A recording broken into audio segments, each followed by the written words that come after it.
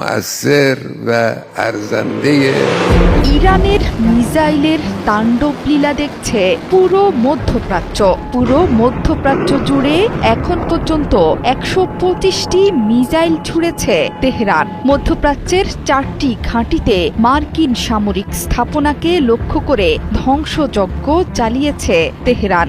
এর মধ্যে সবচেয়ে গুরুত্বপূর্ণ বাহরাইনে মার্কিন ৫ম নৌবহরের সদর দপ্তর।